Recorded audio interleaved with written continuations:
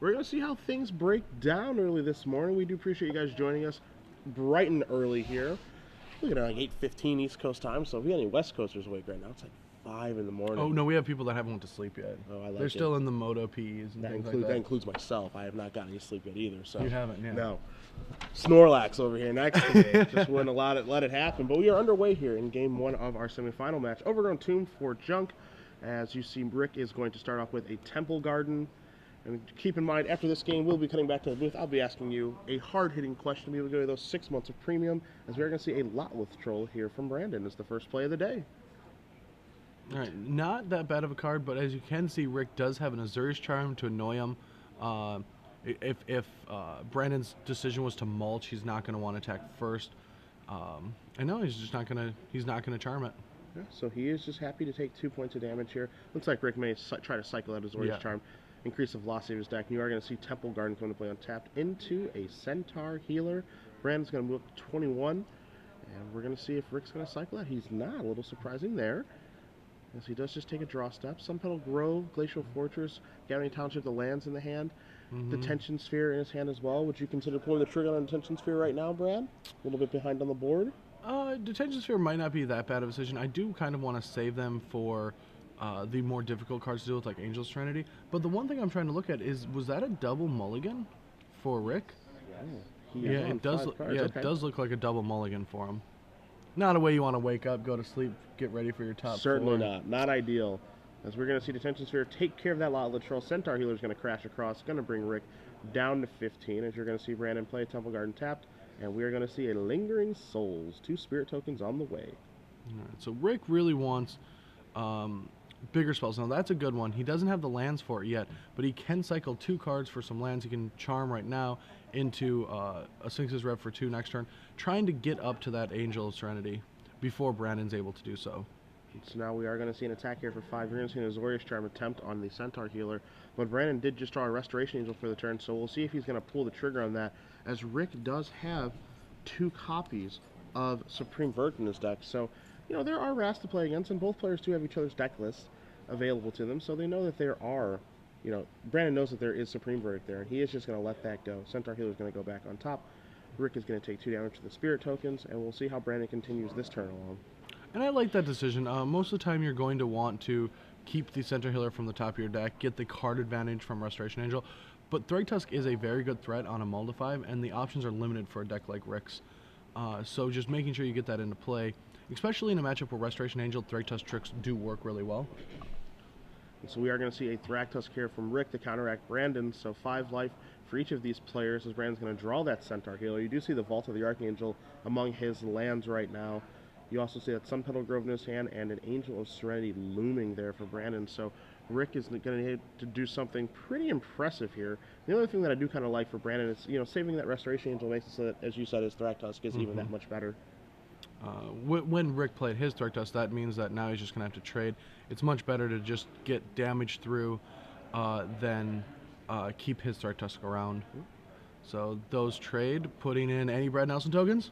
Well, we'll find out. Any? Come on, make Brad happy early. No, Nope. it didn't even give him his deck box. Wow, no Brad Nelson Beast tokens. We hand them out like candy. It's a rough life. It is. No one said it'd be easy. Because we're going to see Lingering Souls get flashed back here. 2 more Spirit tokens. So Brandon keeping up a very, very nice board presence here. If only that Vault of the Archangel was the Gabney Township. Well, the Gabney Township would be good, but not as good as that Vault right now since Sigarda just hit the board. That is true. Yeah, it's very difficult to block anything on Brandon Ross's side. Vault is just going to be able to give all of his creatures lifelink, but more importantly, Death Touch to get around Sigarda. And so here come all of the creatures. Cigar is going to jump from the Restoration Angel. Beast tokens are going to look to trade. And as you said, that Vault of the Archangels can just trade here very easily with Sigarda if Brandon wants to. And it looks like he is choosing that option. Creatures are going to die, and we're going to be left with some Spirit tokens here. And a very high life total on Brandon's side. Absolutely. Yeah, Sigarda is not targetable, but you can touch her. That's true, even with the touch of death. As you do see, Rick does have a Sphinx's Revelation in his hand and an Angel of Serenity, and now he does have a 6th land as well, so we could see a little Sphinx's Revelation on the end step for 3, into maybe that 7th land for that Angel of Serenity, as Brandon does draw a card. An Looks Angel like he Serenity has himself. this. He drew another Angel Serenity. So here comes an attack for 4. And we see a Thragtusk. So his hand left is a Angel Serenity and a Centaur Healer. All right, so end of turn Sphinx's Revelation 4-3 from Rick is going to put him back up to 11 life and give him some more cards, hopefully a land for some Angels. It looks like he drew at least 2 lands there. We'll see what his draw step is for this turn as well. I think he hit a Celestial Charm, which will be very good. A cheap answer. No, he just did. So Celestial Charm can take care of that Angel Serenity. And it looks like he's going to have an Angel Serenity of his own. Probably just clearing up those 3 Spirit Tokens. How do you feel about targeting the Thragtusk here with the Angel Serenity? I never want to do things like that, especially in a deck that can deal with my Angel. Because when you take the Thragtusk, you just give your opponent more inevitability. Like, I do like the decision of taking your own Thragtusk, but I would not want to take his. The Vault is the scariest thing here, but it gives Brandon the ability to continually put more things on the board. And when Rick doesn't have cards like Garrick to get the card advantage back, it's going to be tough for him. So right now, this is going to get Brandon back a Thragtusk, putting Rick really behind on the board. So you see Thragtusk passed away. Angel Serenity from Brandon takes care of Rick's Angel Serenity. You see some attacks here from the Spirit Tokens and the Beast. And again, Rick is very far behind on the board. Celestial Charm can only do so much in this sort of situation here, but it will get back his own Angel Serenity. The question is, can he get all these spells out of his hand in time when he's not working with enough life? As you do see a Thragtusk in his hand that he is going to cast now. It's going to put him back up to 16. Maybe he'll dig for that Omniscience he doesn't have. Then he can get all the cards out. You see a Temple Garden here. He does just pass the turn back. Abrupt Decay is the draw step for the turn here for Brandon. They could get a little tricky getting that Detention Sphere, getting one more creature to attack next turn. And so here come your Spirit Tokens, and Brandon's going to hold leaving that the beast back. A little bit surprising there. Especially against just 2 open mana. It's not 4 for like a Restoration Angel. Yeah, for the complete blowout. And you see Rick considering his options here, as he does have a Zori's Charm and Celestial Charm in his hand. I think now's a good time to pull the trigger on that Celestial Charm. He was still deciding if he wanted to attack. Gotcha. He knew he was going to attack with the creatures that can't be blocked. He was deciding if he wanted to attack with the actual Ground Pounder. Sure. And so now you're going to see Celestial Charm here on that Angel Serenity. Celestial Charm, a card we'll bring up on the screen for you. A card that you felt, I know we talked about over the course of the day yesterday, that should be seeing a little bit more play now as it does take care of Angel Serenity. Yeah, it does a lot of interesting things. One is it does combat damage and trample via the Silverblade Paladins, giving you a little bit more power. But more importantly, it kills off Angel Serenities and anything that got Gore Clan Rampagered. Yep. Which is a very unique thing that it does and no one's playing around right now. So I do like seeing these Selesnya Charms. I feel like something I wanted to put in my article that I didn't this week, and then people just started doing. I'm so happy that because this is just a very good card. The 2/2 isn't as relevant though right now. Unfortunately, frowny face on the 2/2. Not even a human. You would think it would make a human, just not a knight. But I think you can snag Avacyn's Pilgrim here or there on turn 2. Yeah, you can. Even those Arbor Elves, not a ton of no those in the format, but no one is prepared for Flash Bears right now. So we do see a Thragtusk post-combat there for Brandon, sitting at a comfortable 46, while Rick is down to 4. And Rick just trying to stabilize here, trying to build a board presence. We know he does have Angel Serenity in his hand. You see the Restoration Angel as well. It's just how to go about deploying these threats now. So I do believe that a Thragtusk went back to his hand, correct? That is correct. Yeah. Or no, that was the Thragtusk that he got. One went back into Brandon's hand. So without the Thragtusk in Rick's hand, I don't really know what he wants to do with this board. I'm curious why he didn't trade with that Beast token, because I want the Thragtusk in my yard, so if I Angel, I put a Thragtusk underneath it again. So I was curious what he wanted to top to. Maybe he like really... Oh, he has a Restoration Angel. Yeah. Excuse me. He already has that ability. Restoration Angel in the hand also has an Azorius Charm there as well, as you're going to see Brandon play a Woodland Cemetery. Did Abrupt Decay that Detention Sphere to get back Lotless Troll, and he's going to send in the team. Now this gives Rick the opening to cast Restoration Angel, netting him a Beast token and 5 life. The Beast isn't as powerful as most Beasts because it's not a Brad Nelson token, but... Accurate. Yeah, very accurate. But he's also going to be able to do some tricky things with, like, after the Vault gets activated, he can Azorius Charm and keep something alive if he wants it to. I think the creature that I would want to protect the most is the Beast token, since everything else can go into your graveyard and then back underneath an angel Sure. next turn. So it's okay if the real creatures actually do die. So now we're going to see Restoration Angel jump in front of the Lotla Troll. You'll see a Beast try to trade with the Thragtusk. Or maybe not, as he's going to organize things a little bit differently here. Consider his options. And I think that's what we're going to see. So now you see the blocks are laid out here. Restoration Angel in front of a Spirit Token. Thragtusk looking to do battle with each other. Looks like we're going to need 4 spears. And a Beast Token in front of the Lotla Troll. I think a spear equals a horn. A horn? Yeah, I think so. Okay. Or at least a pair of horns. That's why they always trade with each other. But I mean, Brandon has a lot of decisions to make. If he vaults, he's not able to cast anything this turn except for a Centaur Healer. But he does have a Thragtusk and a Restoration Angel in hand as well. And vaulting just does slow him down a little bit, and also he'll have to pay 1 to regenerate the Lotla Troll, which doesn't allow him to cast that healer. So is he, you know, content with the board position he has right now, knowing that Rick has an Angel of Serenity in hand? And so now we do see a vault activation. You're going to see Azorius Charm put that Beast Token Interesting. away. That was his choice. I mean, not trying to protect any of his creatures. And he's just going to discard all 3 of his creatures. Is he dead? He discards a Centaur Healer and a Restoration Angel. And that's not going to be a lethal attack. But Now, because of Death Touch plus Trample, he's going to be able to push some damage through with that Lotla Troll. I mean, because it was 5, he dealt 4 damage there. But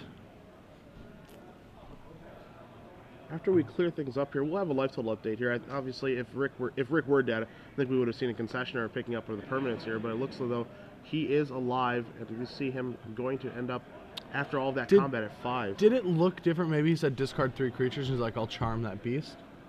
Maybe that's what happened. I'm very curious. Or maybe Brandon's just waking up and he was thinking that the 3 damage was going to resolve after the Azur's charm, but it actually was gone. Sure. I'm pretty sure Brandon thought he was dead. Yeah. Either way, damage has resolved. We've moved back to Rick's turn, and Rick, of course, does have that Angel of Serenity. And now looks like a pretty gosh darn good time to cast it. Yeah, you know, very behind on board. A Lotla Troll with regeneration and a Death Touch is something that's lethal even if he double blocks it. So it's a card that you need to get off the board. And so here is Angel of Serenity. It is going to take care of that Lotla Troll. There goes a Beast Token. There goes a Spirit Token. No, because everything has Death Touch. Beast. Do you like just making sure that Brandon just keeps a 3/3? So then you can trade 3/3s and have an Angel left? I would prefer that, yes. Yeah. I know that the Beast is bigger power, but not when a Vault's in play. And you do see Brandon untap. He draws his card, and he's looking through his graveyard. I think that signifies a certain draw step. Is it an Unburial Rites? It is an Unburial Rites. It is an Unburial Rites. So that's why you discard your cards, because you can just get them back. So we are going to see Unburial Rites here, and it's going to target Thragtusk. So Thragtusk will come back. Brandon will gain even more life. He's going to untap, and he's going to draw. Prime Speaker. Well, Brad, the thing is, he already has one in his hand. Does he? Friend. Is that a Prime sir. Speaker? I'm going to see it. I'm going to see it all this round. He's going to Prime Speaker, and then Brandon's going to top deck Craterhoof and kill him. Happy Easter, buddy. Yeah, thank you. Happy Easter. And so now we are going to see Prime Speaker Zagana, a card that we'll bring up on the screen for you guys. It is going to be a draw 6. Yes, he's going to get 5 counters on it, and because of the extra power that Prime Speaker has, that's 6 cards going to his hand. And as we figured out yesterday, when you draw 6 or 7 cards, you do not get to elect them all again. Oh, I just think it's an unfair. Yeah, we got to talk to R&D about that probably. Because we're going to see a breeding pool post Prime Speaker. And we'll probably see Rick trying to get as many of those Farseeks that he drawn out of his hand now. Yeah, probably ideal now. Get all those mana sources out. Turn those Gathering Townships on, a little bit better, be able to cast multiple spells in one turn. And the real power of Prime Speaker Bant that you'll see is if Brandon doesn't draw anything relevant for the next couple turns, every Restoration Angel that Rick draws is another 6 cards. Yeah, and then the snowball effect really just starts to take place, and it's almost impossible to catch up then. If there is one deck that can do it, it is Junk Reanimator, especially when you're sitting at 62 life. Yeah, you end up at a very high life total where they have to whittle you down, but you also have these hoofs that just come out of nowhere. Just waiting in the deck. Very much the best miracle of all time. Like, I don't think there's a more powerful miracle. Emrakul would like to have a word with you. Emrakul's not a miracle. You have to find him and cheat him into play.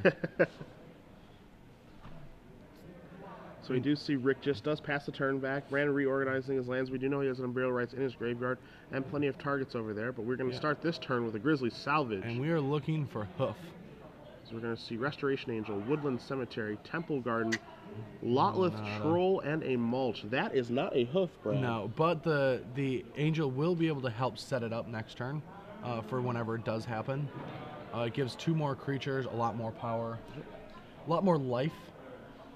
Which is what Brandon is in desperate need of. Well, it is, especially when he's sitting at 3 life.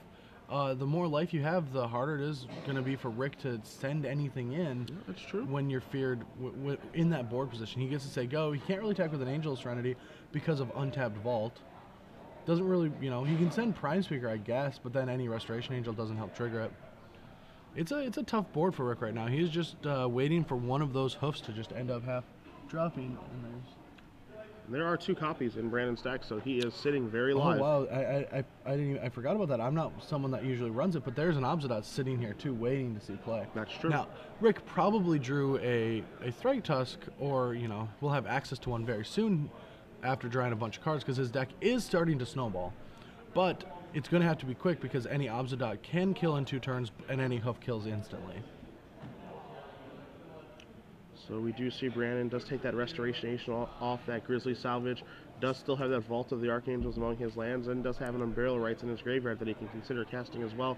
But he is just going to pass the turn back. So Rick, after drawing all those cards, is going to tap all that mana, and now he gets to have all the fun. I feel like that's part of a workout on tapping lands these days. Yeah. With how these games play out, especially these mid-range mirrors, there are always a lot of lands in play. And when you're tapping off for Sphinx's Revelation, you are really building arm strength. Yes. All right, so weighing the options, he's got a ton of them. He's able to cast a Thrag Tusk, blink that Prime Speaker. He's not going to want to do that till next turn, so since he would have to discard a lot of cards. But he is going to want to find the nails in the coffin, and I say nails because you need multiples of them right now. Yeah. You're going to need to find multiple life gain things to gain you life. He's going to want to hit all of his Azura's Charms and Celestial Charms, or he's just going to send everything. How about that? Yeah, let's get this done. No fear. Let's get this party started. And, you know, part of the reason you probably see that as well is because, again, Rick does have 2 copies of Supreme Verdict in his deck, and he does have one of them in his hand. He also has a Thrag Tusk in his hand, of course, to push his life total from 3 to 8. He also has 2 restorations where I do not want to lose my big fish man. Well, maybe he feels that he's got the tools that he needs, doesn't need to draw any more extra cards. He might just be happy. It's true. And then again, those Thrag Tusks and those Restoration Angels might be wanting to combo off instead of looking to draw more cards. He wants to stabilize that life total. But again, as you said, Crater of Behemoth is one of the bigger issues, and we are going to see Supreme Verdict clear some things up here. Yeah. Lawless Troll going to go back to Brandon's side, and he's trying to keep the board tiny, of course, in fear of the Crater of Behemoth. Yeah.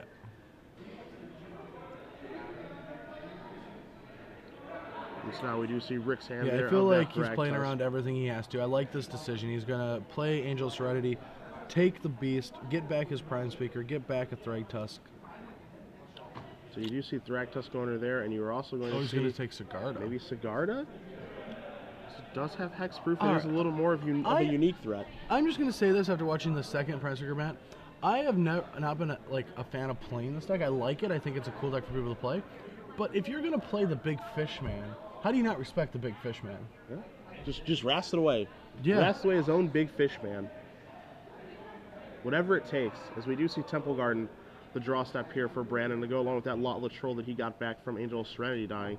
Don't forget about that Unburial Rights in his graveyard along with that Vault of the Archangels among his lands as well. So might look like his hand is bad, but he does have multiple options this turn. Yeah, and he's probably going to have to cash that in. He wants to keep the pressure on. He knows Rick is in a really good position right now where he's wrathing away more power on the board and just casting Angel Serenities on a whim. You know that he's got more ammo behind him. So I think Brendan just has to do things and get a little lucky. He can't let this game continue to progress like this. So now we do see a Lotless Troll in Brandon's first main phase. We're also going to see that Unburial Rights in the graveyard get cashed in. It's going to get back a Thrag Tusk. Brandon creating a large board presence yet again with Rick at 3 life. All right, so now Rick is in the same position he was in the last turn. He's fearing a Crater Hoof off the top, and he does not have the tools that he once did. So we have an Angel on defense, and then we also have a Restoration Angel Thrag Tusk combo. For combat, potentially 2. We don't have enough mana to go Thragtusk, Resto yet, do we? We're not quite there yet. Yeah, we don't have that. We can call that the critical mass point. Is that the When critical mass? Yeah, when you can do all of that in one turn. You can like Serenity there, Serenity cast Thragtusk and Restoration Angel. Yeah. Only mid-range mirrors in standard can we see that. Bonfireless mid-range mirrors. Touche. As you do see Rick reaching for that Angel Serenity, considering bringing it across. Again, his hand, you see that Thragtusk that he's pulled to the front. You see 2 Restoration Angels as well. A couple mystery cards hiding back there too. So we'll see how he's going to navigate this turn. Again, sitting at 3 life here. Big decision point in this game. He's done a nice job of coming back in the game. I felt that he was pretty far behind then. Yeah, I agree. And he is fighting back into this. And to be fair, I have a rule in Magic, is you always get enough sleep. And then the bigger one, though, just so you know, is you cast a Thragtusk when you can. Okay. That's just a new rule. Unless you're dead. Then you can't cast it. Yeah, I mean... It's a frowny face. Or if you cast it when you die, you know. If you have to make a different decision, but you just cast them. I guess other people like different rules. When you have a Sphinx's Revelation, just say go. Yeah, you know, that can change some things. As you do see, Sphinx Revelation is the other card in Rick's hand. There's the Obsidian, but it's not going to be good enough against that Sphinx's Revelation.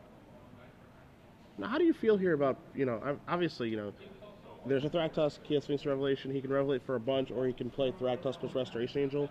Which way do you lean as far as, you know, the decision-making process there? If his decision-making process is he's only going to lose to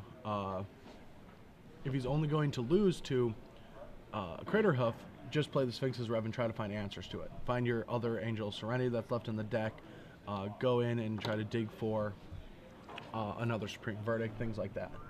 So I like this line of play. You're not going to win the game with that Thragtusk. You need to keep him attrition this whole game, but I don't know what your end game is without your own card like Craterhoof Behemoth to deal this 53 points of damage. And that's kind of the concern here, is he is drawing a ton of cards here. Decking might actually be a serious thing, because again, dealing 53 for this deck, not exactly the easiest thing in the world. If you can just get your opponent attrition for 2 to 3 turns, you can put a lot of power on the board. With Restoration Angels, Angel Serenities, and Thragtusk, they do a lot, especially if you're fueled with all this card advantage. So now we do see the block here of Angel Serenity on the Thragtusk. Sphinx's Revelation is going to be for 8 here, so it's going to push Rick up to 8, or excuse me, up to 11, and he's going to draw 8 cards. And you saw that Brandon was considering, do I want to activate the Vault, or do I want to leave the mana open to be able to cast Obsidian and get that online? But it looks like he is content with activating Vault of the Archangels. Brandon's going to gain more life. Going to trade the Thragtusk with the Angel Serenity. You're going to see a Beast Token come into play. But 8 new cards and a bunch more life. After damage resolves, Rick will be at the life total that we have on the screen, but you do see all those cards in his hand. Oh yeah, no, I mean, and Brandon better put that Temple Garden into play, just so next turn he can Vault and Obsidian if he draws a land. All right, so Rick untapping his army of lands. Man, how many worms have we got an Ultimate Garrick this time? Oh my goodness. I don't even think we'd have that many, but... I didn't think we had any to begin with yesterday. Yeah. With this arsenal, I think all Rick has is Thragtusks and Restoration Angels in hand and all these great cards, and he is going up to high life total. But again, there's 3 creatures on Brandon's side, so if Craterhoof comes to play, it's 16 plus the power on the board, which is 8 plus 13, so it is 29 trample coming through. That's it? That's it. That's it? That's it if he hoofs. And that should be enough to beat this board position, even if, hopefully we only have that 2 lands, but there should be a Charm or Selesnya Charm to help Rick out in case that's what happens next turn. So you do see Rick is going to cast 2 Thragtusks. You see him counting up a little bit of damage here. Looks like he's doing a little bit of hoof math. You got to do it. You have to respect the bacon. You just do. There's a lot of good beasts and boars in Magic right now, if you think about it. Yeah, we got the Flinthoof board, we got the Craterhoof Behemoth, we got Thragtusk, always a beast as well. It's better days than when we were casting Brindleboars and Limited. That's true. Yeah. Don't hate on old Brindley. He's a nice guy. He'll gain you 4 life anytime. Sacrifice for the good cause. Don't even need a spear for him, let alone 2. And every top deck, Rick does have to sweat against this Craterhoof Behemoth that has the ability to come into play. Not going to this turn, he's probably going to attack with that Restoration Angel. You do have to fear the Azura's Charm of brickwalling you. That's what would scare me. But you got to do something. You can't play around too many things. So good thing that Rick doesn't have the Azorius to Charm, or Brandon would have been time walked. No Azorius Charm there, so Restoration Angel does come across, gets in those 3 points of damage, and you do see that Brandon can play Obsidat and have access to Vault of the Archangel. So there's your Obsidat, Ghost Council. That's going to drain 2 life from Rick, give it to Brandon. And now Brandon is live, and he's going to take that 2 back again because he still is good if he draws Test of Endurance. Yeah.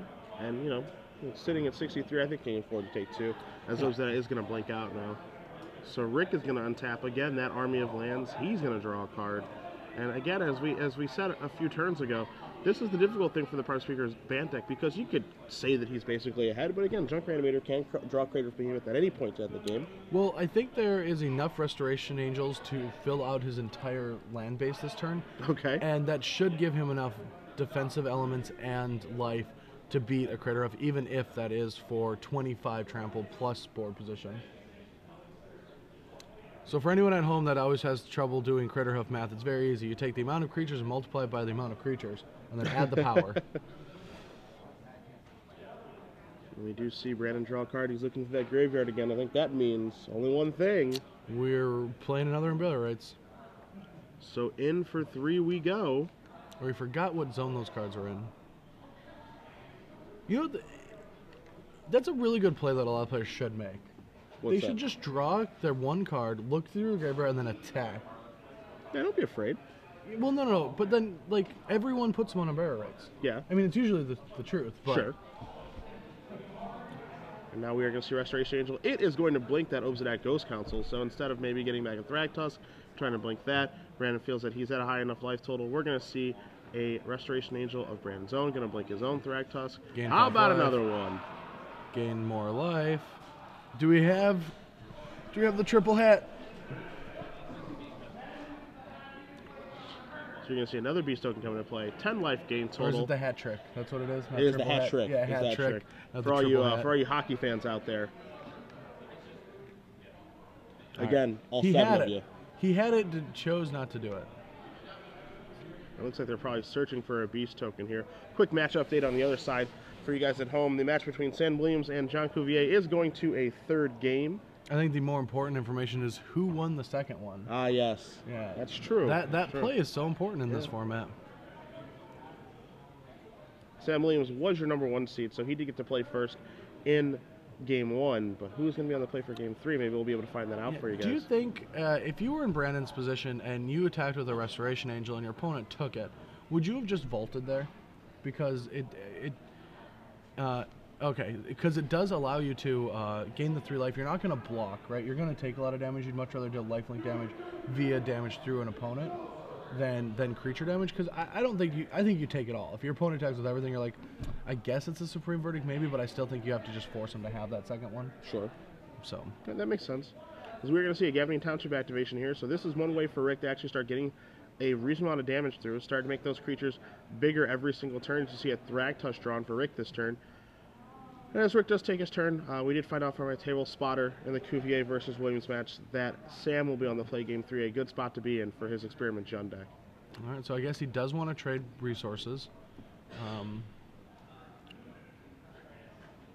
We're going to see a Township versus Vault, and I feel like Brandon's getting the better deal out of this one. Sure, the creatures are very big, but he's going to be taking 2 total because he takes 5, but he gets 3 lifelink, and one of the angels dies. So both players feel like they're on the beat down. Yeah. Hey, you got to get those guys out of the way sometime. I don't even mind attacking with a bunch of the ground pounders just for the fact that, sure, you could regenerate, but then you couldn't give Death Touch. So Rick does just pass the turn back. Obsidat's going to come back. It's going to do the drain 2, gain 2. Brandon's going to draw a card. It is an Overgrown Tomb. It is still not Crater of Behemoth. I feel like that's because you're here. What? You should. All right. Next time he draws a card, I'm going to go over to the sideboard, okay? Okay, perfect. All right. We're going to see what happens. And I'm going to look the other way. As we are going to see a Restoration Angel here. That is going to blink a Thragtusk, undo that work by Gaffney Township. But it does get 5 life and a Beast, and that is going to jump in front of that Restoration Angel. Probably going to trade with the Township activation here. Did you see Rick looking around for, hey, can I get another Beast Token? Yeah. They're in short supply today. I'll give him a beast token. You have a couple? I have a couple. Always some inside the old suit coat. As we do see Restoration Angels jump in front of each other. Gavney Township activation. This might force Brandon's hand with a Vault activation to be able to make that trade, and it looks like that's what we're going to see here. Yeah, I do think that because, I mean, I like the strategy of always townshipping. Continually just putting counters on all of your guys, making them bigger and bigger and bigger. This is going to allow Rick to finally just deal 70 damage. Like, that's the way you get there. Is not nickel and diamond, just building your own Crater Hoof Behemoth. He's going to build his own, 5/5s and 6/6s and be able to get the damage to it. We're going to see Vault of the Archangel. That activation, Restoration Angel does blink that and Ghost Council. It's going to get removed, and then we saw the Overrun Tomb come into play untapped. Just to double regenerate? Looks to be the case, as we do see a Temple Garden drawn here for Rick. He's amassing an army, does have a ton of lands, does have 2 Gavney Townships down there. You see him starting to do some combat math right now. Doing combat math on his side, also probably doing some hoof math for Brandon's side. See how much damage can I be dealt? Can I beat a Crater Behemoth if it is drawn? How much do I have to pay Brad Nelson to get out of the booth so I can draw a Crater Behemoth? All of those things are being calculated. It's free, buddy. I want. If I can't see it, I want you guys to see it. All right, and it is a tough board position. I think this is just crazy. Like, after being here all night for these players, they battled through 9 rounds of Swiss into a quarterfinals, went to sleep, woke up, and they're looking at this board position. That is just gross. No one said it'd be easy. And then after this, they just started all over again because we have another Standard Open after this semifinals and finals is over. Not to mention, I mean, this is game 1 of this match, which is crazy to think of. This feels like a game 3. This is an epic back-and-forth game 1. Yeah, it's definitely Prime Speaker Bant from Rick is putting up a bigger fight than I thought it was going to. Likewise. I mean, it is rough that both the hoofs. Rick started. Oh yeah, also Rick started on 5 cards this game, if you remember. That is impressive. This is a mull to 5, but after you see how Magic works these days, that card disadvantage is gone quickly. We didn't nickel and dime our way back into this game. That's true. We cast some haymakers to get back into this game. As we are going to see an attack here with a lot of Rick's animals. You see the Troll going to get in front of that Thragtusk, the bigger of the two, because it does have the counters on it. And now, I do like the just blocking with this. Like, your only out is to find this Crater Hoof. But I would fear if my opponent's like, I'll just send everything. Everything. Yeah, it's a little bit scary. You're just like, are you still not dead to a Crater Hoof? Or is he just like, no, I got to kill you before you hoof because the board is just getting too scary? Yeah, I felt like playing a Tusk every turn and double townshipping would let him survive a Crater Hoof Behemoth. So now we do see that Gavney Township activation. Counters being added to each of the creatures here. Some damage being pushed through. We'll have a life total update for you guys in just a moment to see how much damage did come across. As no creatures are actually going to trade in combat, but a lot of damage will be resolved. Down to 43. Here's a Thragtusk to push Rick up to 20. 25. The 13th and 14th Thragtusk cast this game. Yeah, no kidding. So all right, untap. I'm getting out of the booth. Brad runs away. I get actual visual evidence that he did run away, as we do have Obsidian come back. Brandon is going to draw a card. It is... I didn't see it yet, I promise. Brad, I've bet it's an Arbor Elf, Brad. No! Yeah, it's an Arbor Elf. Okay, I'm back. Maybe I didn't get too far enough away. Maybe I have to leave the actual hall just to get a Crater Hoof out of this deck. He's asking a lot. I mean, I really thought I had a good relationship with Crater Hoof for a long time. Maybe it's just the Sunworld stage. Maybe you guys are friends. Excuse me, Crater Hoof. You guys maybe. And you just and because I play so many Crater Hoofs. Did you guys break up on Facebook or what happened? I broke up a Trading Post. Oh, and Trading Post might have started dating Crater Hoof. The Trading Post relationship seemed very one-sided. You really wanted it to work. I did. The Trading Post just had no interest in you. Did not care. Just cold. Yeah, it really is. Yeah. Most artifacts are. Yeah, I know. So we do see Obsidian is going to blink out here. Brandon desperately trying to draw Crater Hoof Behemoth, unable to do so as Rick is going to untap. He's going to draw, and we're probably going to see another all-out attack here again. For how much I've seen Thragtusk mid-range mirrors, I've never seen a player have all 4 in play. Yeah, that's actually never happened before to me either. Yeah. As he does draw Cavern of Souls, now you just see a handful of lands. Cavern of Souls, Temple Garden, Hollow Fountain for Rick. We finally ran out of spells to cast. Yes, somehow we are out of spells. And Ren's like, I haven't had any for a while. So it might be about that time to send in all of the idiots, and I think that's what we're going to see, Brad. Again, he needs to get this game over before Brandon does draw a Crater Behemoth. He is sitting at a high enough life total. He has 2 Gathering Township activations. Yeah. Bring it on, he says.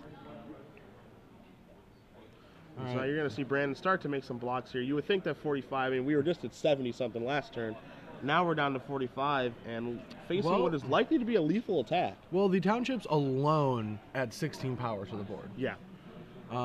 Including all those dice. There's too many to really figure out what's going on. But without any dice that are already on the board, it's 32 plus the 16. So, yeah, that's 48 without whatever dice are already added on the board, which add about 5. So we're looking at about, like, I'd say about 50 to 60 damage. Somewhere in between there. I don't think I would block with everything, though. I'd make sure that a hoof, like, you have to make sure a hoof still lets you win. Yeah. I mean, so long as he can actually have a block that makes it so that if he does hop deck Crater Behemoth, he can win. Not sure if that's the case or not, because again, these guys are attacking for so much damage. And I would have left all of the Thragtusk personally alive. I would not want any of them to die. Like, I understand that some of them are 10 powered, but I would find some way in combat just to make sure that they don't have any beast tokens back. This is actually an interesting board. I would just want to geek out on it and, like, figure out the board, like, the actual, like, what I need to block, how I need to survive. Because you do have perfect information almost right now. Yeah. Your opponent just kind of, like, draws a card, looks at the board, and then sends everything. Yeah. Sends everything, lines up his 2 Gathering Township activations, and that's going to be my action for this turn. So you are going to see a bunch of creatures trade off in combat. A lot of Latrell will get regenerated, it looks like. But a lot of things are going to bite the dust. And after everything is settled here, we'll get a life total update yet again. We also, one of those Thragtusk, did he block 2 Thragtusk, I thought? I believe he chump blocked one and then dealt lethal damage to another one. All right. Looks like we are clear on combat. And we're still at 26, so we should have took more damage. Yeah, that's possible. I don't think Crater Hoof is lethal now. Draws a card. Searches the graveyard. Perhaps some more Thragtusk need to come back to the party. We have 2 more Tusks hitting the board. All right. For anyone at home that has a very good memory, how many Thragtusk hit the board this game? Yeah. I want to know. I want to know how many Thragtusk. Tweet that at me at FFFreakMTG. I want to know the actual number because I think it's getting close to 20. We're seriously getting to that point. Between, like, are we counting like blinked flash? Yes. Thragtusk as well. Okay. As many times Thragtusk has entered this game. As we do see Unburial Rites bring back another Thragtusk here. Brandon going to move up to 33.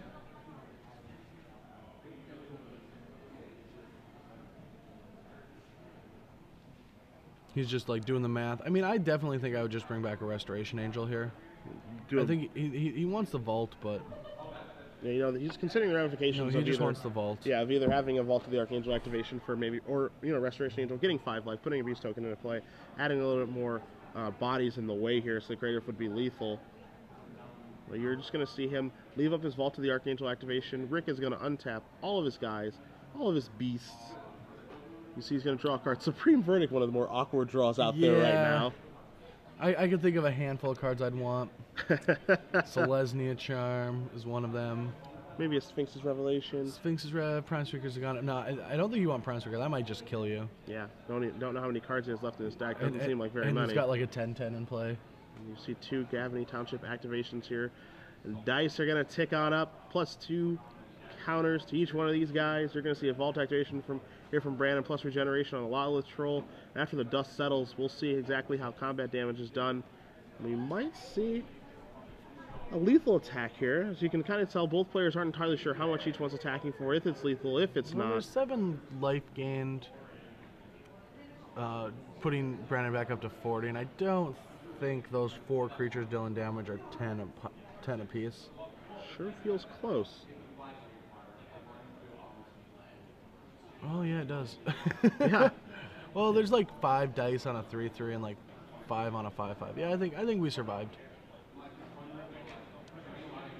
And after the dust settles, it actually still feels like Crater Hoof is a lethal draw. I'm staying here, buddy. We can do this together, Brandon Ross. We can do it together. Channel the hoof. We both want it. Godless Shrine. And we're dead. You are bad luck. I'm terrible. It's you. Can't be anything else. As we're going to see on barrel rights here on a Thragtusk. He has went through a lot of cards to not hit a Grizzly Salvage or Mulch. Really has, yeah. He's hit one Grizzly Salvage's game. And every draw step is a huge sweat just hoping to draw the Crit Beam. Brandon's going up to 19. Does have chump blockers yet again. I mean, will he just like survive this board? He's whittling it down again. He is whittling it down. And I don't think we could drop Prize Picker. We might deck. Draws for the turn. That is a Think Twice. We have Think Twice too? He has one copy in his deck. All right, let's think once. Let's see what this turns into. A good clean slow roll there. That's a Lockstone Smiter. All right, we've got, how many Smiters does he have? 4. Can't believe that's our first one. Can't believe you drawn one yet this game. Yeah. No, we only drew our 12 copies of Thragtusk. Yeah. So in come the Beast Tokens and the Thragtusk. Why would we not think twice? Yeah, I may have thought I again. guess, I don't know. I don't think it really changes. twice. Yeah, I'm not sure how much that changes anything. He wants to definitely Township twice and cast the Smiter. Why wouldn't he cast Smiter first? All these questions that might be an oversight there. Yeah.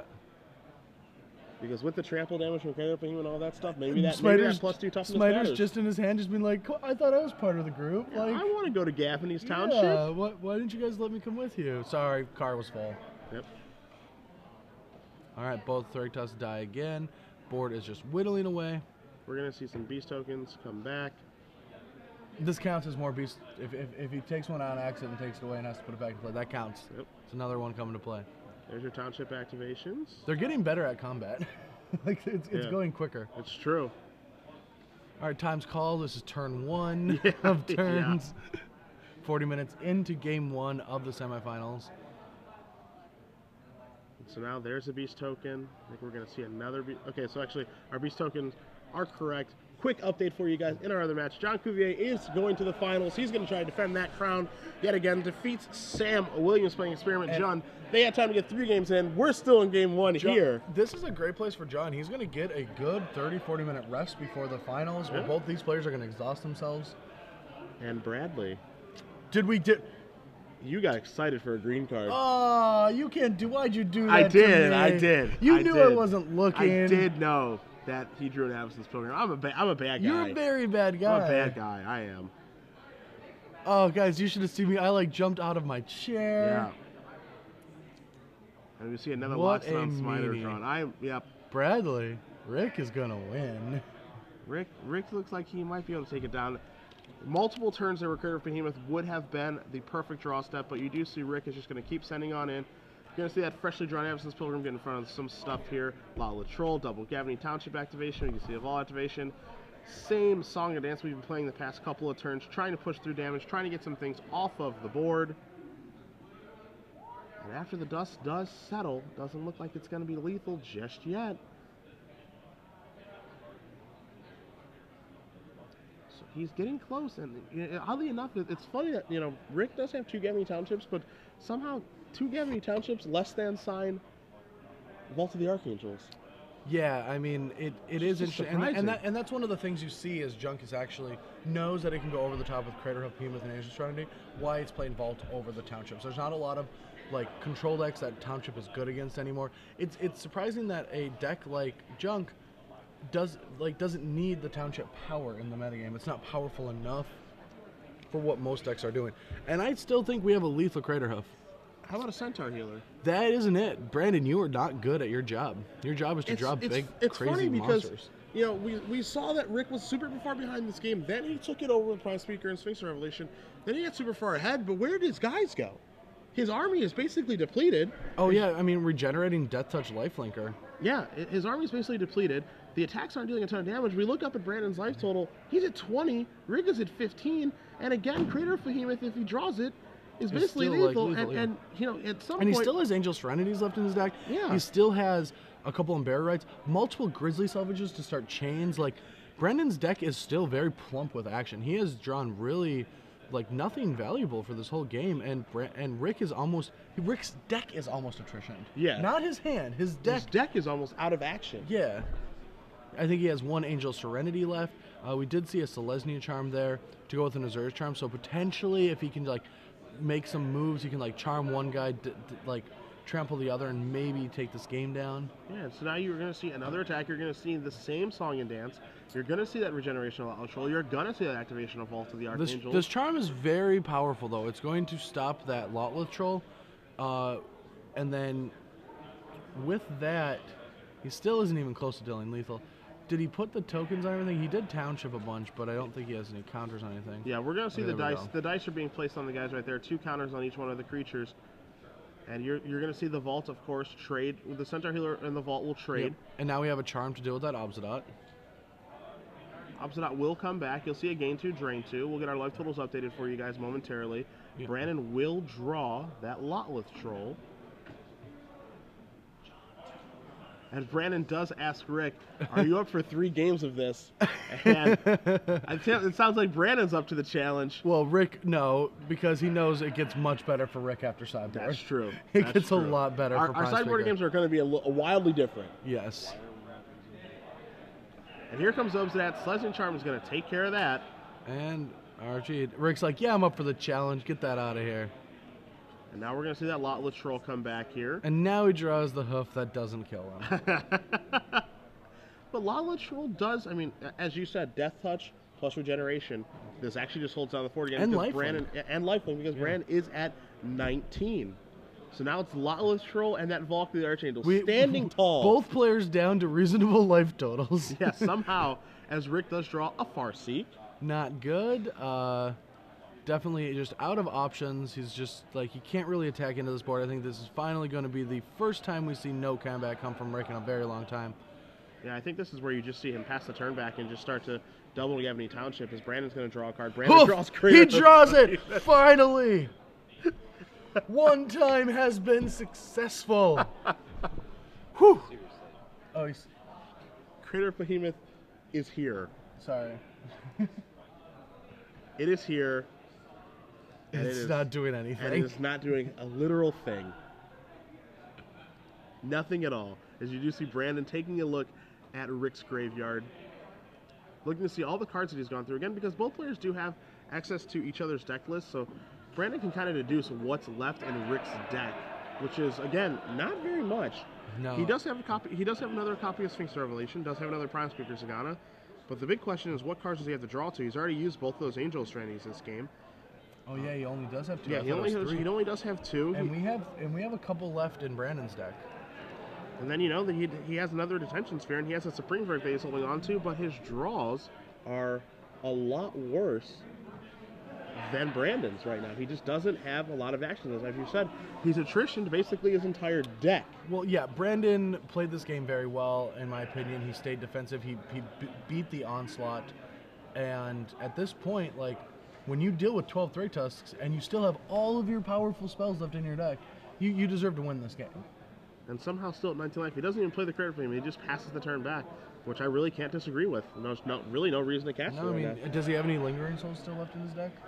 Well, taking a look here, he does have 3 copies of Lingering Souls. I believe he's only cast 1, so... But what is left in his deck? It's just Grizzly Salvages and Bombs. Yeah, you know, he's got Burial Rites left in there. He's got a... And he's counting his opponent's library, and he's like, I still have 30 cards left, and they're all good. Yeah. A lot of good draw steps left here for Brandon Ross. As Rick is going to untap, he's going to draw a card. Passes it back to Brandon, realizes he can't attack. Second Creative Behemoth. They show up back to back. That's how they work. They just have the buddy system. Yeah, that's how they work. Do not cross the road without your buddy. That's right. Okay. Yeah, gotta hold hands. And he does just pass the turn back. I think those are the 2 worst draws in his deck right now. But Brandon does just pass the turn back. Rick does just pass the turn back. So let's see what Brandon can draw. Brandon finds a Thragtusk. All right, that's a good start. That's a lot better. That's like, a better beast. Yep. And so now we will see Thragtusk come in here. Still does have enough mana to represent Vault of the Archangels plus Regeneration on that Lotleth Troll. Going to gain 5 life, push himself up to 24. And does just pass the turn back. So right now, every creature that he does draws, you know, will be able to keep brick walling Rick while adding to the Crater of Behemoth count. Yeah, now, one thing that I'm curious about, we only have 2 townships. Okay, I was curious if Rick should have been playing more land drops. Sure. Just in case he hits a 3rd township and wants to play spell and activate both of them. Alright, I think this is a fair time. Alright, so we have an Arbor Elf. Yeah. Even a card like Arbor Elf, as innocuous as that seems, well, again, it does just hold the fort. It does add to the Creator of Behemoth count. Well, I mean, they're both so big. Like, these creatures are too big. Like, if you hoof your opponent, their creatures are bigger than yours. They are large. I can't argue that, but they can't block multiple guys.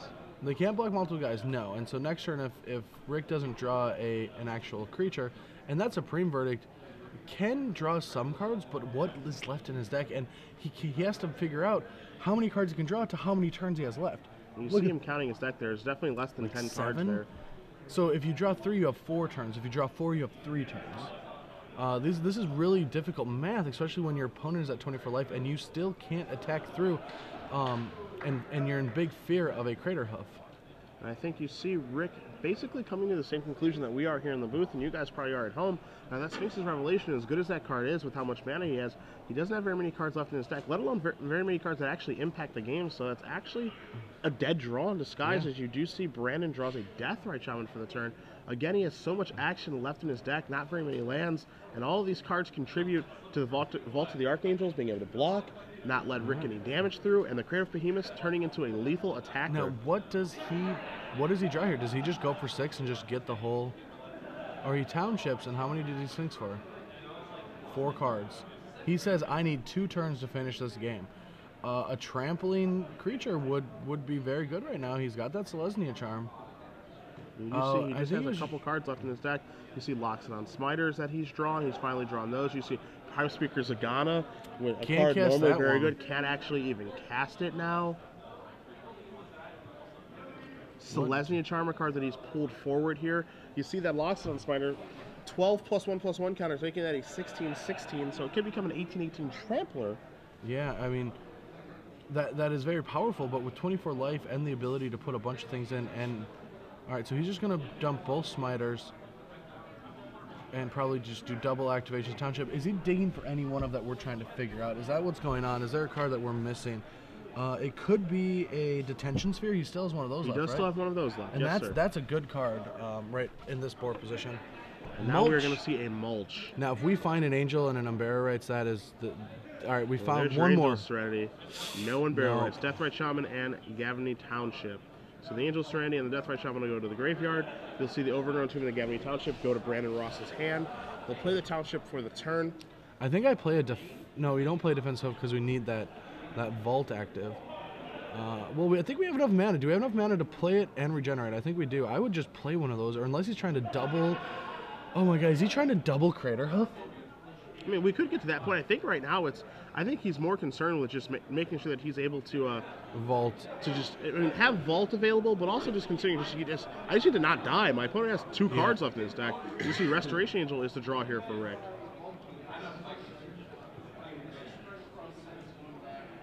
Alright, so as those dice are represented, they're in between the 2 creatures with that many counters on them. So the 2 Smiters have 2 counters, and the Smiter and the Beast have 14 on them. Just 14. Just 14. I feel like we're about to play Yahtzee. There's just so many dice on the table. I was never good at that game. As we do see an attack here with all the guys. Finally time to move in, and Selesnya Charm could play a role here. Selesnya Charm is going to play a very big role in this game. He's going to block everything, and he does need to have more than one trample effect here. As big as these creatures are, they do die to any death touch, and that's what Vault does. So I feel like we're going to need more than just that. If he can deal some trample, but he's going to gain life. No, this attack is just not good enough. Rick knows that he's in trouble. He needed to make some move, make something happen. And it's just not going to be enough. I am sad that this game isn't going to end in double hoofing. Again, so close to seeing always close. Always close. We're going to see a double Township activation. These guys are going to move up. You're going to see a Selesnya Charm give the +2/+2 and trample that Loxodon Smiter. With Latroll only having 1 toughness, of course, it can be bolstered. There are 2 Creator of Behemoths to discard. As you see Brandon lean up, he's like, am I dead? You are going to see Restoration Angel here on that Beast token. Oh, he's going to blink it to mitigate the life. Yeah, maybe mitigate the lifelink from that Vault to the Archangels. A smart play there is you're going to see Vault activate here. You're going to see a Township activation. We'll see these guys all get a little bit bigger. He can also regenerate. Also does have access to a Deathrite Shaman activation. Keep that in mind as well to gain 2 life if he needs to. I have just never seen a Junk Reanimator player have to work so hard for a win. Me either. So Me hard. either. Normally the opponent's the one that's working hard for the win. Beat Rick 60. He's like, I hope your 15's good because I got your 60 covered. Yeah. And so now, after the dust does settle, we'll see how much trample damage does come across here. We'll see a life update. Just a moment here, as you do see the Township activation giving all the guys +1/+1. You see the Vault of the Archangel activation giving all the guys Death Touch and Lifelink. The big question here is, does that Smiter with trample and all those counters and +2/+2 for the Celestial Charm, does it get it done? This is going to drop Brandon to single digits for the first time ever in the entire game. Now you do see the damage resolve here. It might not even be single digits, to be honest. I think down it's to 9. It is. We did it. We got our opponent to half-life. Congratulations. Let's try to do that again next game. And so now Brandon's going to untap. He's going to draw. Brad, the coast might be clear. Oh, can we hoof him finally? For a Crater Behemoth, Can we hoof Brandon him? will draw a card. He draws He's a tapped Grizzly out? Salvage. How much is that? 1, 2, 3, 4, 5, 6, 7, 8, 1, 2, 3. Oh, we're only 2. I think we're a mana short. We're a mana short of double hoofing. Count it again. 1, 2, 3, 4, 5, 6, 7, 8. Yeah, no, we're like 2 short. Shucks. Brad with a frowny face. But I think Brandon might be pretty pleased as he's going to tap 8 mana. And we are going to see Crater Behemoth, and we are going to see Rick Meditz concede the The game. most anticlimactic hoof of all A time. marathon game 1, but Brandon Ross with Junk Reanimator does win. And we are just getting started here. So, we, you know, like we promised you earlier, we do give away 6 months of premiums in this match. Yes, we do. That was, what, an hour ago that we talked to you about Yeah, this? yeah, We told you we- about an hour ago that we'd be doing this. And that deal is still on the table. It We're is. going to cut back to the booth here, and it is premium giveaway time. Welcome back, Cedric Phillips. Brandon, excuse me, I will call you Brandon Nelson. Don't touch me. I'm Don't so touch me. sorry. Brad Nelson. Brandon, we love you at home, Waster. Can we get a professional in here? I'm sorry. Oh, my God. Makeup.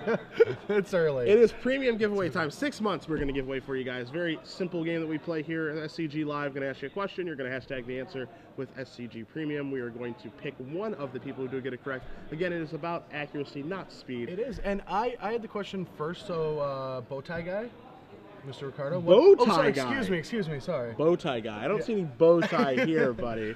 No, you have the question this time around. I do have the question, and that question is, within Brandon Ross's main deck, he does have one removal spell in his main deck. One spot removal spell he can use to destroy a little something. That's it's an uncounterable one. That's the best hint I'll be able to give you. It's uncounterable. And if you're able to name that uncounterable removal spell in his deck, just only one in his main deck, we'll give you 6 months of premium. Again, Brandon Ross's Junk Reanimator deck list, he does have one removal spell in his main deck. Like last night, are you going to make any other conditions like all capital or exclaimed or anything? No, that's your gig. I don't want to steal your show. Okay, Yeah. all right. No exclamation points, no hashtags, none of that good stuff. Just cut, easy, clean, just like the card. If you can name the uncounterable removal spell in Brandon Ross's deck, you hashtag that SCG Premium. We'll pick one winner. Again, it's about accuracy, not speed. And we will announce that after this match is over, which is probably, by my count, 2-3 hours from now. Yeah, I'd say about 1 p.m. Get some lunch in. Yeah, hopefully we'll be able to get that away. And then if we're lucky, John will still want to play the finals of the tournament. Yeah, All that good stuff, and they'll jump into the tournament at round 4. Yeah, right around round 4. So we'll cut back to the match for you guys really quickly. Both players are going to be sideboarding and probably shuffling a whole bunch as well. Sideboards will bring up on the screen for you guys. Brandon Ross, taking a look at his sideboard, we've got Deathrite Shaman, a Cavernous Souls, a Brave Revelation, another Obsidat, 2 Abrupt Decays, 2 Liliana the Veils, 2 Centaur Healers, 2 Rocks Faith Menders, and 3 Acidic Slimes. I think it starts with that second Obsidat. I think that's the easy one. I'm not sure. actually not a fan of Obsidat in this matchup. Both decks are very powerful mid-range strategies. Yeah. You can't attack with it at all. And the life, like, look at what happened in that game. That 2 life every turn didn't actually do much. That's all it did, is just drain for 2.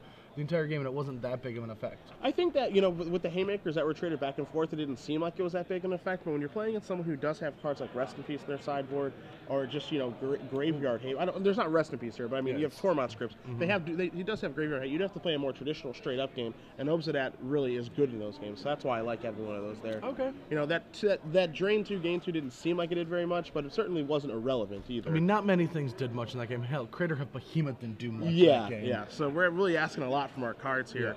Other things that are impressive here, I mean, Acidic Slime is certainly reasonable. You can really start to blow up the lands, make it so that, you know, Rick can't cast a large Sphinx Revelation. I'm a big fan of Acidic Slime in this matchup. I think that's one of the crippling cards, along with Liliana. Now, Rick is on the play, so Brandon is on the draw. I don't think Liliana's as good there, but on the play, I think Liliana is a wonderful card in this matchup. Liliana also a little bit dangerous because we do know that Rick has 4 copies of Loxodon Smiter, so that's something fine. to keep in mind. Well, we kill an Absence Pilgrim first, then we can play defensive if he does have that Smiter. All right, fair enough. As for Rick's sideboard? Rick's sideboard has 3 Torment Script. Those are not Rest in Pieces. That's going to make things a little awkward. Junk is going to be able to kind of attrition out of those Torment Scripts instead of just being colded by a Rest in Peace. We do have a couple Garriks that are very good in this matchup. Prime Speaker Band is the best Garrick deck since it has the most consistent turn 3 copy of that, and that is very good against Junk because you can just draw into half of your deck and start your chain really quick. And those are the cards that I think are going to be coming in. And then the cards like Azura's Charm and Supreme Verdict are what I think are weakest in this matchup.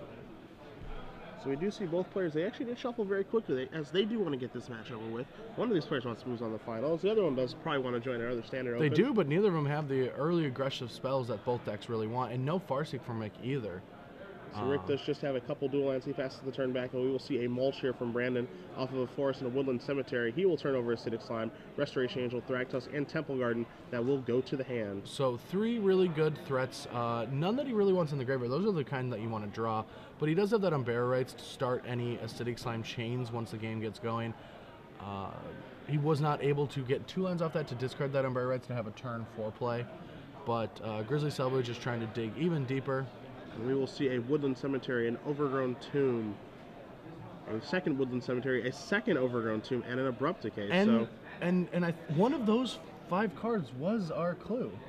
It was. So if you named Woodland Cemetery, you might have gotten it correct. Maybe have. As we do see Brandon display Temple Guardian, does pass a turn back. Rick is going to play a Sun Petal Grove. Just pass that turn back. I feel Rick is a little burnt from his mold of 5 from last game. I know that was an hour ago, but I do think that this is just too slow of a draw to have against Junk. Yeah, and I feel like this is really playing into Junk's hands here, as we're going to see another Grizzly Salvage. Obsidat, we see an Absence Pilgrim, a Angel Serenity, a Rave Revelation, and a Burial Rites. Did he not check his sideboard because he's that Ray? I mean, there are detention spheres, but that is it. I mean, he brought in a Rave Revelation, but I think just being burnt out, he forgot that his opponent didn't have Rest in Peace. It is certainly possible. I mean, the things that he does have destroyed with that Rave Revelation, again, are 2 Detention Spheres and an Oblivion Ring in the sideboard. That's it. So maybe... I mean, I guess that's good enough to bring in a card that you just mill over. That's, like, sitting there pretty nicely. Might be able to blow him out mid-combat, something like that. I mean, he did get that Lotleth Troll back last game, and that played a huge role in that game, being able to block and regenerate every turn, so...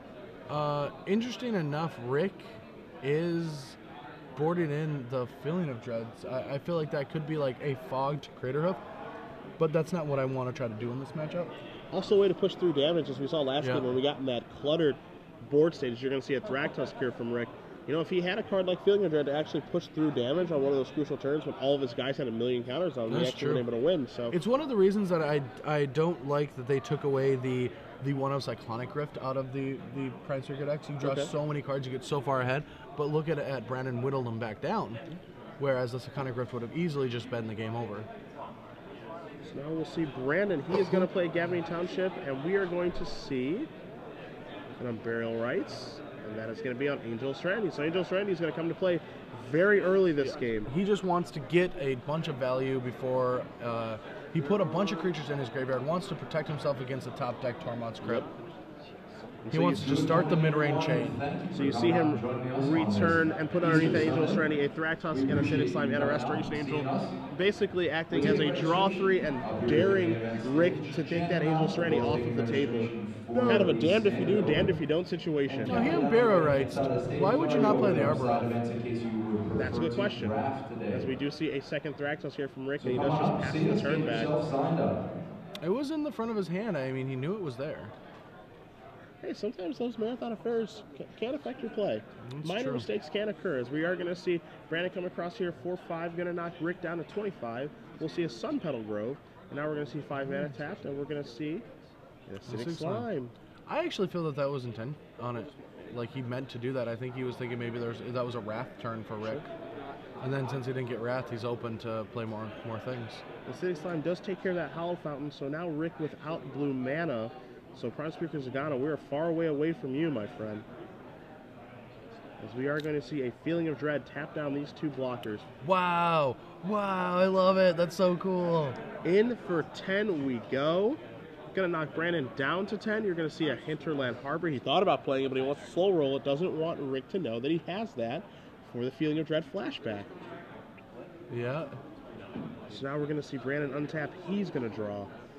Avacyn's Pilgrim is the draw step for the turn. He doesn't have much life, but what he does have is 4 Lingering Souls, and that does beat Feeling of Dread. Yeah, that will blow up that plan very quickly. You do see Brandon, now that he does see Feeling of Dread is in Rick's deck, now he's slowed down a little bit. Just like, huh. Yeah. I would prefer not to lose to that effect this game. Yeah. I feel like we can beat through that. Yeah, as you see, Brandon's draw this game is very good. You know, has his Angel Serenity online already. Acidic Slime already blew up a land. Has a ton of cards in his hand. Just thinking to himself, all right, if it's Feeling of Dread that you're going to try to beat me with, I have access to your sideboard. I know that you have 2 of those in there, and I just don't want to lose to that. So, I mean, it still feels really bad to not attack with that Angel. Like, these games go, like, very long. He did hide a lot of cards underneath that Thraktos, so his Umbrella Rights in hand is a little bit awkward since he's hidden all of his, pretty good effects. But I do feel like Lingering plus Flash might just be the play this turn, just to protect himself from that Feeling of Dread. It also protects him from Selesnya Charm. You are going to see an Avacyn's Pilgrim join, and it looks like we're going to see a Lingering Souls as well.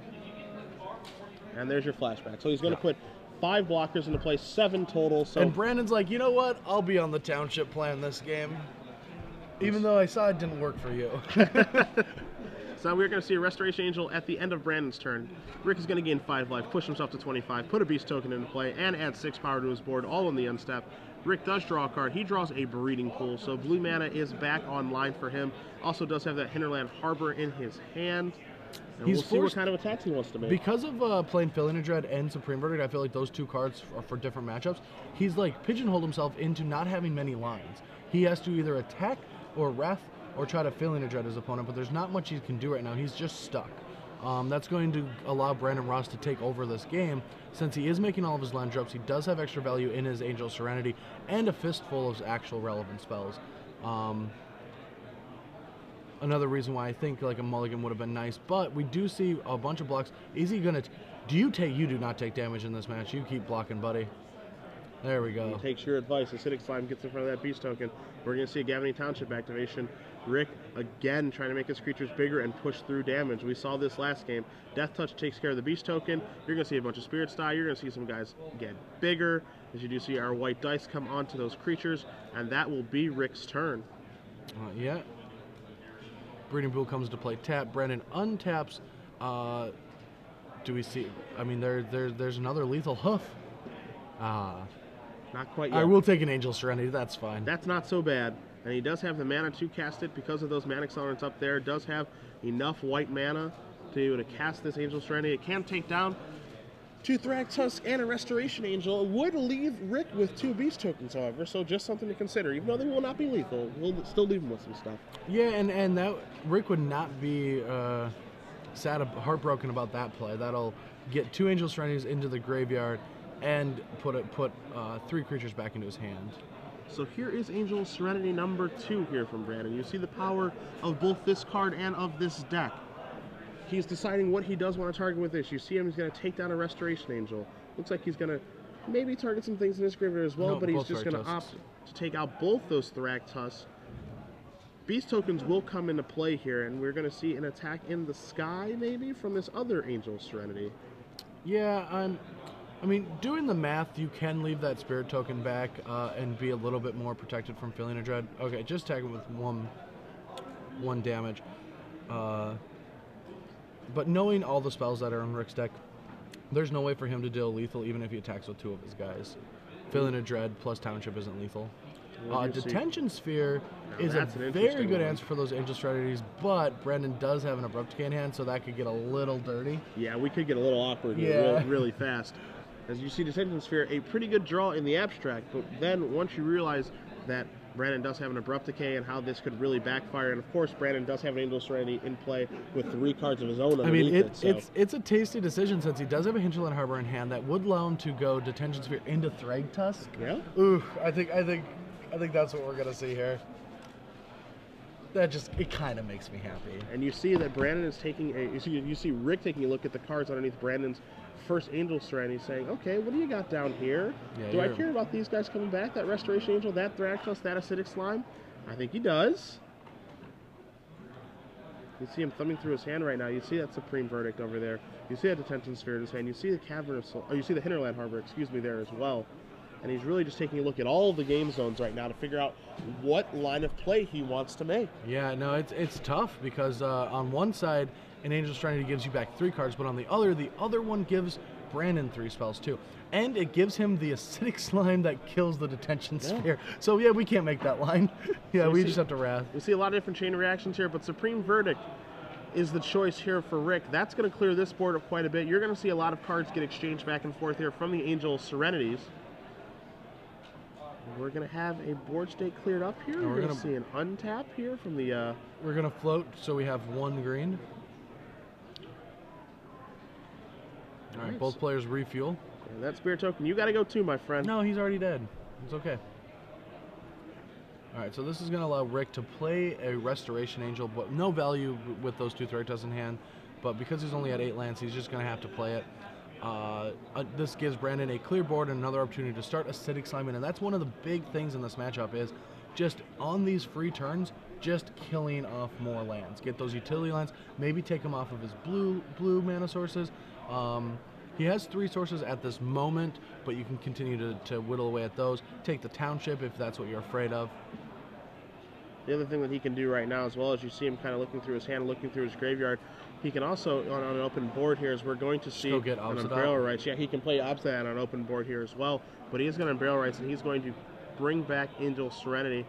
He is going to target some things here. Again, kind of playing around that Tormod script that we spoke about earlier. Yeah, he's trying to play around that, but one thing that I'm a big fan of is not getting one of your Angel Serenities stuck underneath an Angel Serenity. Sure. I like, especially if I have access to Umbrella Rights, I want to be able to do back-to-back Angels if I play one, because the board from the Prime Speaker can get clumped pretty fast, and then you're just out of options. So now we do see Restoration Angel on the end step here by Rick. Rick is going to cast a Loxodon Smiter, going to follow that up with a Thrak Tusk, gain himself 5 life, push him up to 29, creating a little bit better of a board presence. And now you do see kind of the drawback of, of hiding that Angel Serenity now, as it would be a very nice target for the flashback and then burial rights. Yeah, and tempo is the thing that Rick is trying to fight for. He's got Feeling of Dread, and again, those Lingering Souls tokens protected him last turn, but not this turn. Feeling of Dread is a very scary card to play against right now, and because Brandon did not draw that land, it would have been crucial to play another Angel Serenity this turn and hold up Abrupt Decay. We're going to see Abrupt Decay take care of this Lockdown Smiter right away. Does not want to get blown up by a Restoration Angel. Which is a fair assessment. And he does have a Restoration Angel to block as well, but because of that Township on both sides of the board, Rick will be able to activate his, forcing a trade there. So he is going to have to put the Angel Serenity up against the Restoration Angel and chump block the Thrag Tusk with his own Restoration Angel.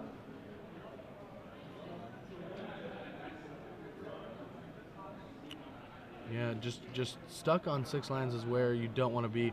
A lot of sideboard games, that's where, when you say you like 4 mulches, they really come in handy after sideboard. Yeah, the sideboard games are just so much different than the game ones. Yep. And the mulches really help in those slow games. Well, I mean, that's the thing about Magic right now. Game 1 is all about ignoring your opponent. Game 2 is interacting. Yep. So, like, since the last 5 years, I've realized that games last about 3 more turns after sideboarded games do. They just last a little bit longer than the first games, and you can really prepare your decks for that. And that's one thing I really like doing, is bringing more cards in with flashback and things like that. Just have more spells. But we're going to see 9 power added to the board from Rick through Thragtusk and Smiter. Restoration Angel comes down for Brandon. He gets to untap, hopefully finding some big action spell. He needs something. That's not a bad card. I like going Thragtusk, Arbor Elf here. We just get more chump blockers on the board. Yep. Gives us a 15. That feeling of dread is something that you have to be concerned about. No pun needed. I'm not even going to go there. I was going to give you a B+, but you said no pun, so no fair grades here. I mean, the card does it itself. Feeling of dread, sitting in the graveyard. It's a good flavor one. Thank you for whoever designed Innistrad. It's such a good set. I mean, this is definitely a tough situation here because you would think that most times a Feeling of Dread is not the kind of card you want in this matchup, as we're going to see in Braille Rights on the Acidic Slime. I guess, oh yeah, we do have another Abrupt Decay, right? Yep. I think he has an Abrupt Decay at the ready. He's just prepared to kill that Smiter. Not afraid of Restoration Angel anymore. And again, we know that Rick does have the Defensive Sphere in his hand, and this again could be a huge blowout. As you see, it's going to target the Acidic Slime. The Acidic Slime. And now that he's free from Acidic Slime, well, he does know Brandon has one in hand, but now he's just going for lethal here. He's going for the tap down, kills the guy, taps the 2 guys down, and that's game. That is game over. So you see, it's going to go over there. These are going to get tapped here. Here come the Doofuses, and even if he does Abrupt Decay, that Acidic Slime, that, comes into play, blows up a thing, and then he gets that in front of a Thragtusk, but you see 5, 6, 7, 8, 12 damage. And I think, Brad, we're going to move on to a game number 3 here. We are, yeah, and that's just it. Like, he had an Umbrella Rights, he had that Angel Serenity locked under one, and that was the pivotal turn. Yep. He had this game really locked up. Rick was down to not many options, had to use the resources he had. Brandon had all of them and just got a little greedy. I feel putting that underneath was just not even it wasn't a bad play, it was a greedy play. And we do see a concession here from Brandon. So we are going to move on to a 3rd and final game between Prime Speaker Bant and Junk Reanimator. Again, stay tuned after this game. We do have our finals match. We do have 12 months of premium. Of course, we do have to give away those 6 months of premium for that question I asked you a little bit earlier. And in the finals, we're going to see if John Cuvier can take down back-to-back opens in Orlando. That is correct. And we'll be giving away an entire year of premium. And I can't even add up. That's like 50 episodes of Above the Curve. You can see 50 episodes of me on Above the Curve. You guys are just going to skip 2 weeks? I mean, those are like Pro Tour testing. I probably only make 2 Pro Tours. Oh, okay. So. Fair enough. Fair enough. We're going to be honest here. Lazy. You guys are lazy.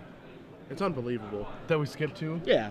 And we just spend, 130 hours playtesting. That's right. It's unbelievable. It's just so lazy. Yeah. It's just unacceptable behavior. Again, if you guys are joining us, Cedric Phillips, Brad Nelson here in Star City Games Open Series in Orlando, Florida. You guys can join us on Twitter, join in the conversation at SCG Live, hashtag SCGORL. We'll be checking your tweets all day long during the finals of this tournament, also all day during our 2nd Standard Open. If you guys are up this morning, bless your hearts. It's early. It is very early. It's impressive that she could be here this early this morning. What's actually impressive is these games. We are 75 minutes into the semifinals. You got to battle it out. Who wants to make the finals and dethrone John Cuvier? That's the question. Who wants it bad enough? I think the problem is both these players want it bad enough, and they're both showing that they are decent enough to take down a John, and they have the matchup. Yeah. So I think John is going to have a struggle. He's got the uphill battle, but he is fine playing from behind, as we can see all day long. He's like, yeah, that's fine. I don't have a good Junk Reanimator player, but you know what?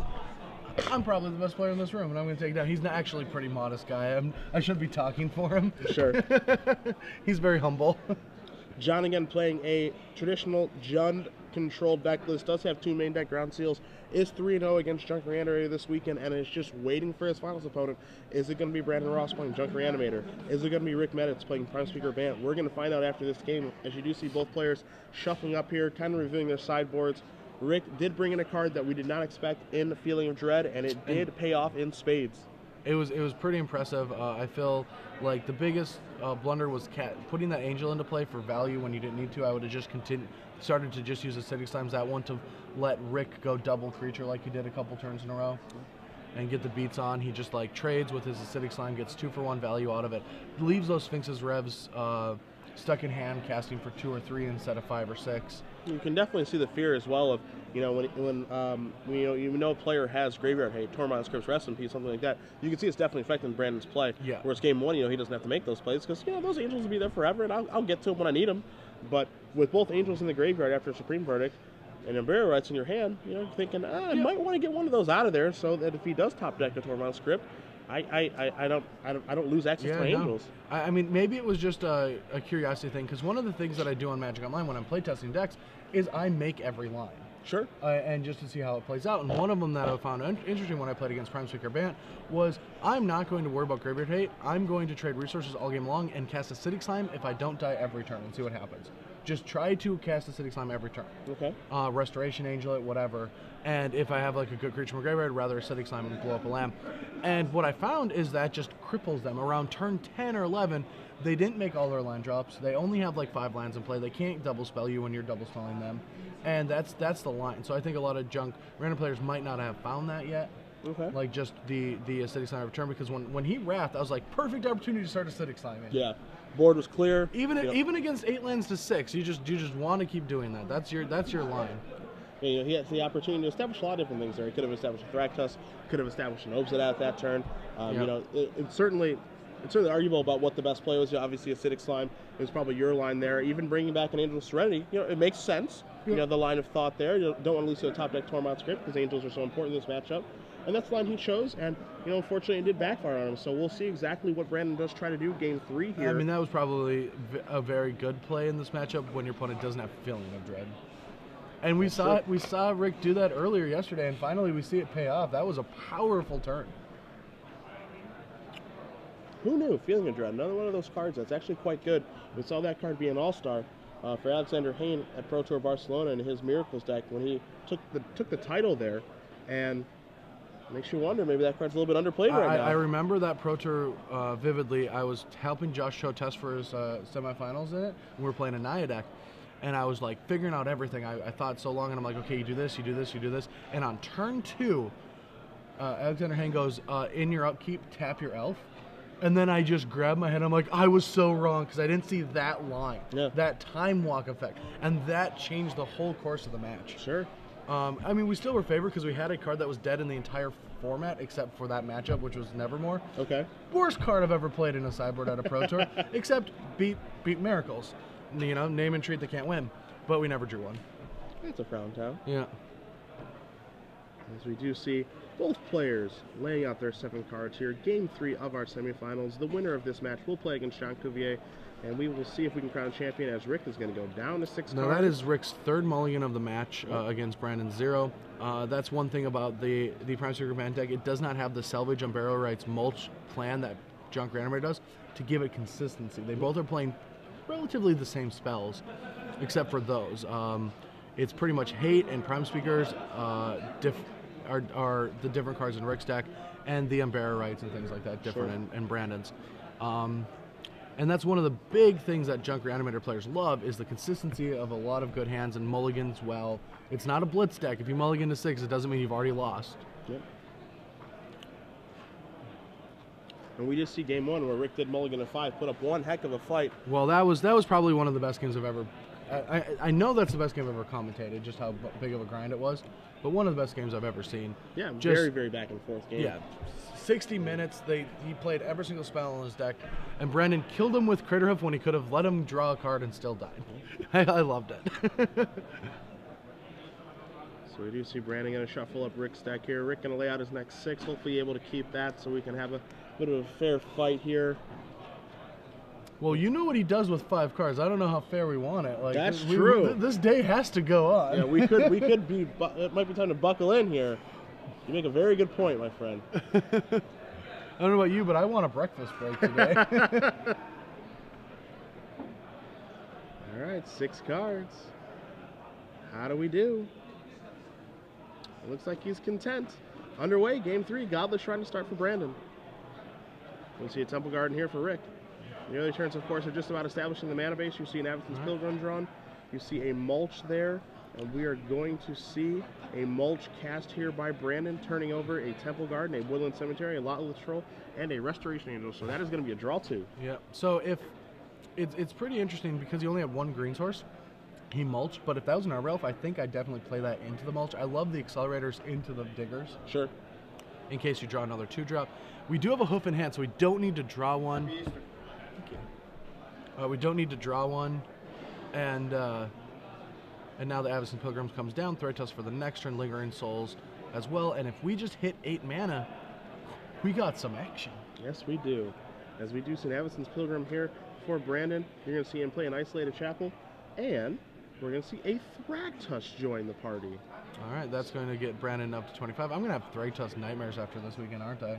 I've had them for the past couple of months. Yeah. Yeah. When you do this so often, I've seen a lot of Thragtusks in my day. And Thragtusk was directly responsible for me qualifying for Pro Tour Seattle, but I've had enough. I have had enough of him. What was the format? It was just a standard. I was playing Bantpod, and I was just Thragtusk and Restoration Angeling, and I did that so many times that day and have commentated on so much. I have seen enough of that 5/3 beast. Well, good thing. Next week I'm going to shake it up for you, okay? All right, I can't wait. As we do see a Vault of the Archangel here. Here comes the 5/3 beast that you need to bring 2 spears for. And we're going to see Restoration Angel. Just for the block. And that's fine. Fair. Yeah. Brandon's like, okay, cool. Happy with the trade. Beast token going to come into play, and we'll see. They were reaching for you. He was reaching for you. This is just... Can we do something about this? Like thinly, these are very thinly veiled daggers at you. Yes. I feel like we should be able to use Brad Nelson tokens. We'll have to talk to your people. Have to talk to our people, as we're going to see a a Lingering Souls, and he's not going to flash it back. Thragtusk is just going to be played, and Rick is going to pass the turn back. I do like that he's playing around the Supreme Verdict. He knows it's coming. He's got 6 lands. All he has to do is draw 2 more lands, and the game is over. It's just the longest draw step. Oh wait, we have 1 land. We just need to draw land. Yep. And we do see Unburial Rites the draw step there for Brandon. Of course, he does have Crater that'll be great in his hand. And that'll help him play that Thragtusk. Did not get Wrath last turn, so I think the coast is clear, and it's fine to just progress our board. Let's attack for 2, drop Rick down to 21, and get a Thragtusk into play, putting us up to 30. About only half of the life total that he had in game 1. Yeah. As we are going to see those spirits attack, we're going to see an Unburial Rites here. That's going to bring back a Thragtusk, giving himself a little bit of a defense against the Supreme Verdict. And he is just going to pass the turn back, so no flashback of that Lingering Souls just yet. So we're going to see a Gavany Township here, and it is Prime Speaker Zagana time. All right, it is time to draw. It is prime time. That is fine, because we got a Crater Hoof. Can't think of a rhyme word. Man, I'm so close. That's all right. We'll get you the thesaurus. Yeah. Maybe Google. We can help you out. As you see, Rick is going to take a look at their game here. So Rick has drawn because we have a Crater lot Hoof of cards. 1 time. There we go. No, it's the same word as time. Never mind. You can't rhyme time and time. You're not. Whatever. We can top deck. We can top deck a land. Yeah. That was really awkward. I don't know what that was. Yeah, that was real bad. Was that bad. supposed to be Little Wayne? I don't know. I have no idea. I didn't commit to it. That was my problem. Yeah, I've literally no clue what that was. Would not commit. I wanted to do it, but I didn't commit. But I'm very committed to a top deck land. So all those cards that Rick did draw, you see the last one in his hand. It's a free spell, yeah. Really good with Prime Speaker. I like that. I like that interaction. That's actually kind of cool that you can Sphinx's Rever Prime Speaker into a 0-drop. I like the Tormod scripts in this deck. So he does play Tormod script. He does discard Breeding Pool, and Brandon hoping to draw a land. Brad hoping with him. We see a Sun Petal Grove is the draw step. Crater Hoof! Unbiased reporting here from Brad Nelson, as we do see a Crater Hoof Behemoth be put onto the stack. Going to resolve the ability. The trigger does resolve. We see an attack for a boatload of damage. And Brad is just unbiased in his reporting. 51 trample damage coming to your face. And we have a handshake. Brandon Ross with Junk Reanimator. We have finally got a Crater Hoof Behemoth resolution here for Brad Nelson. Defeats Rick Meditz and his Prime Speakers Bant deck. And if you had headphones on, I feel bad for your ears. I don't. But we have not just one player happy in Brandon Ross moving on to the finals, but we have a commentator happy here as well in the booth. Oh, I got to finally see a hoof. A real hoof. It took you a day. Oh, we're through. This was round 8. It took you 11 rounds. It took me 11 rounds to find a good hoof. Yeah. He hooked in game 1, but that wasn't a good hook. That didn't feel good. Tough crowd. Yeah. Tough crowd indeed.